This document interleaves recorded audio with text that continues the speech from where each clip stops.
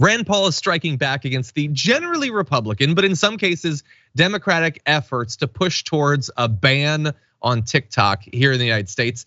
He wrote this op-ed, do congressional Republicans really want to emulate China by banning TikTok? And I want to give him bonus points for fighting back against this sort of like anti-China war that the Republicans are engaging by invoking anti-Chinese sentiment. So it's like it's coming from both directions now. But he maybe has a point in terms of the political impact of supporting a ban on TikTok. He says congressional Republicans have come up with a national strategy to permanently lose elections for a generation. First of all, buddy, they've already had that. They don't win the popular vote regardless. Ban a social media app called TikTok that 94 million primarily young Americans use. This GOP strategy comes while polls indicate that 71% of young women and 53% of young men voted for a Democratic candidate for Congress.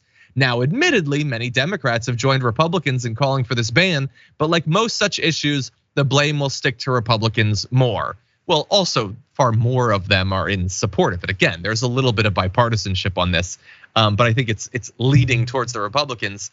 So I did not necessarily know where he would come down on this. He's occasionally pitched himself as some sort of libertarian or whatever. That doesn't generally have the effect that you think it might. But Benny, I'm curious what you think about. I know that you're a user of TikTok. What do you think about this ongoing thing? Is he right that they would like suffer politically as a result of it? And how do you feel potentially about being on the same side of an issue as Rand Paul? Oh my goodness gracious. I mean, like first and foremost, like the whole idea of like banning TikTok in and of itself is silly. And I think there would be a lot of backlash. I think there would genuinely be a lot of backlash. Like, I think people don't understand, like if there's one thing that Americans can't stand, it's having something like that is entertaining taken away, right? And so literally if TikTok disappeared overnight, there'd be so many people that would be like enraged, right? They would be like protesting in the streets. Like, I think it would greatly impact Republicans fundamentally. The fact that Rand Paul is on the right side of this issue, I mean, Rand Paul will occasionally be on the right side of the issue, you know, on like a few different things. It's usually when his vote won't matter, which actually makes me more concerned that this ban is actually gonna go through. Like weirdly enough, right? Because it's like, oh no, are there enough Democrats to make this ban happen?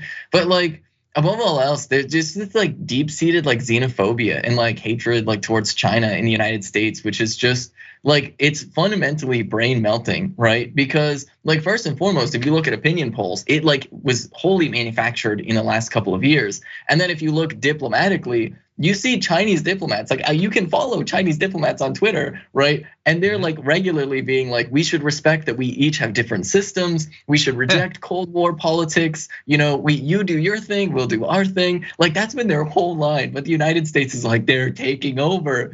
And like the last thing I'll say here is that like they'll point to, oh, well, TikTok in China is very different. If you look at what kids are watching on TikTok, it's all this educational content. And it's like, I know this is wild, but yeah, China has passed very rigorous child protection laws for the internet so that children are only seeing educational content and the amount of time they can spend on the internet is limited, just period. So we could pass those laws in the United States. We could pass child protection laws for the internet, right? Just like we passed like laws to ban certain types of advertisements on like children's networks and things like that. We could do that for the internet. We just choose not to. And these people are blaming China because ultimately American tech companies want what TikTok has.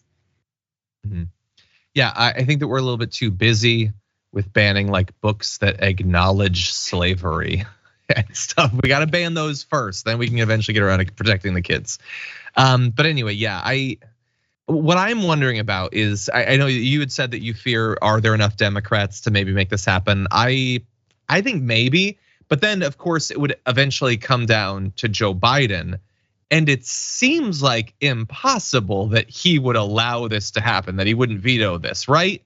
Although he did say earlier this month that TikTok needs to be sold or risk a nationwide ban. Now that doesn't mean that he would sign the bill, but think about it. It comes to him, and at that point, sure, the Republicans pushed for it, but you're gonna be the president that signs it or not. You can be the person who saves TikTok for all of these young voters who helped get you in office or not. And it's not to say that there's no concerns about TikTok or literally any social media site. Lots of them have privacy concerns and all that. And in terms of, like I don't know how healthy a lot of this stuff is for kids, but I don't think YouTube is necessarily that healthy for young kids. These are really universal issues that we need to grapple with. I cannot imagine that Joe Biden would do it. It would hurt him so much going into 2024 if he were to be the guy who signed it. He would be saving Rand Paul. He would be saving the Republicans by allowing him to be the person identified as having killed TikTok. So we'll see. We'll see.